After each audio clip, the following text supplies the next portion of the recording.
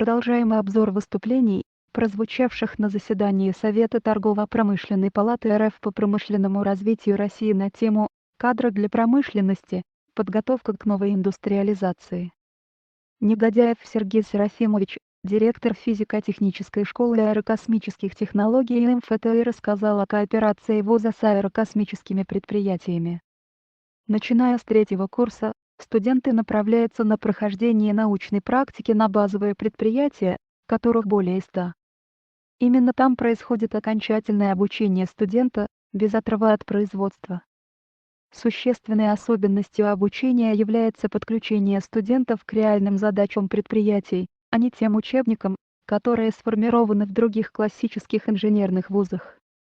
При том, что в МФТИ ежегодно принимаются примерно 800 человек, в вузе ведется штучная подготовка высококвалифицированных специалистов, будущих лидеров науки и промышленности, сказал Сергей Негодяев. Подробнее об особенностях подготовки студентов в МФТИ смотрите далее в этом ролике. Здравствуйте, уважаемые коллеги. Я позволю привлечь ваше внимание к тому опыту взаимодействия с ведущими высокотехнологичными компаниями, который накопился за 70 с лишним лет существования Московского физико-технического института. У нас создавался он по рецептам великих людей, академиков, которые создавали аэрокосмическую ядерную программу Советского Союза, и те принципы, которые были заложены, они продолжают существовать и сейчас. Из 11 факультетов, которые существовали до 2016 года, сейчас образованы 6 школ по тематическим признакам. Вот я представляю физтехшколу аэрокосмических технологий. Вот это наши отцы-основатели, все нобелевские лауреаты, всемирно известные ученые, благодаря которым возник физтех и соответствующие отрасли промышленности, обеспечивающие создание ядерного и космического авиационного направлений нашей страны. Структура подготовки не изменилась. На первых курсах очень огромное количество математики, физики, и потом в последние 20 лет добавилось информационной технологии. 200 часов в семестр, 4 часа лекций, семинаров каждую неделю по основным предметам, и это создает мощный фундамент. Начиная с 3-го курса мы помещаем наших студентов на дальнейшее образование, прохождение научной практики в так называемую базовую организацию, их на физтехе около 100 с лишним организаций. И именно там происходит окончательное образование студента без отрыва от производства. Существенной особенностью является подключение наших студентов к реальным задачам, а не к тем учебникам, которые, так сказать, сформированы в других классических инженерных вузах. У нас также есть обучение черчению, но не на закульманном, современных прокладных пакетах.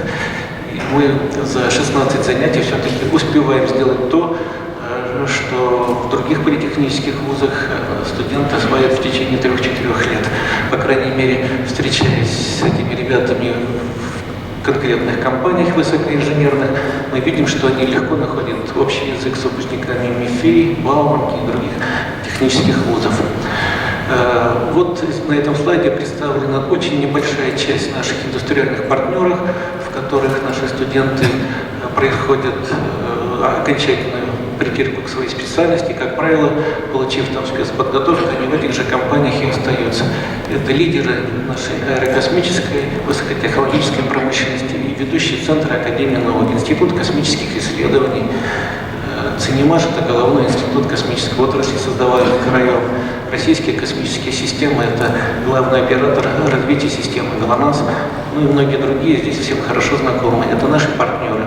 Поскольку их очень много, значит, можно сделать вывод, что при небольшом количестве студентов, всего 7000 человек у нас учится, а прием это примерно 800 человек в год, у нас практически ведется штучная подготовка.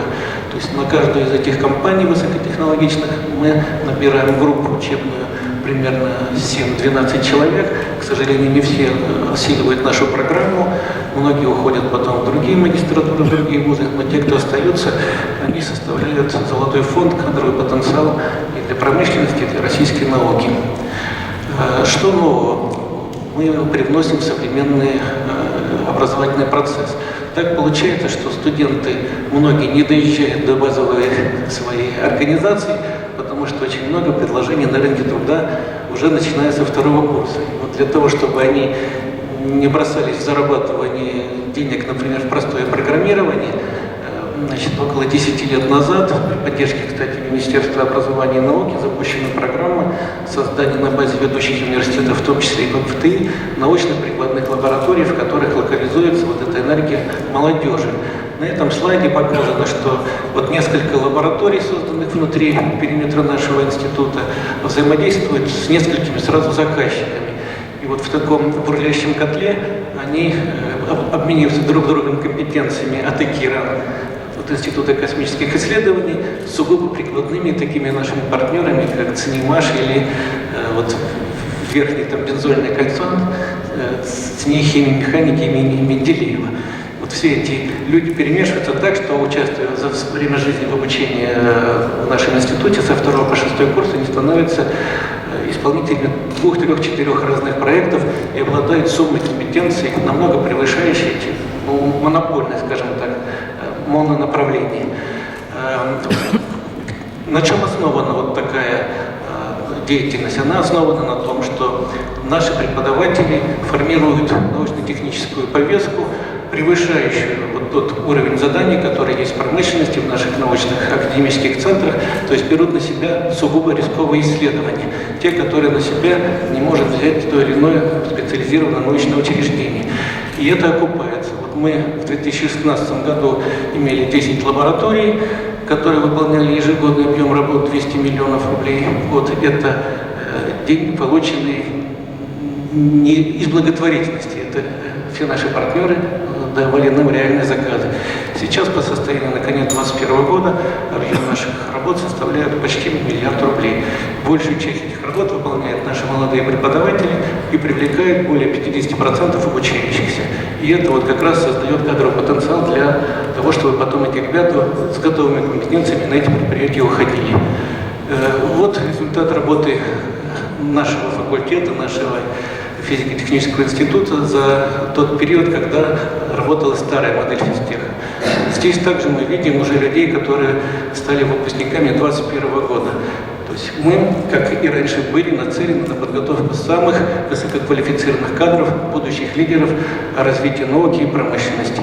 И очень надеемся, что через 5-6 лет мы такой же точно слайд покажем для тех ребят, наших выпускников, которые стали лидерами промышленности. Вот Константин Анатольевич не зря отметил, что он учился на нашем факультете, он стал лидером не отдельного предприятия, а целого направления. Это вот такой тренд и хотелось бы сохранить. И спасибо большое за внимание.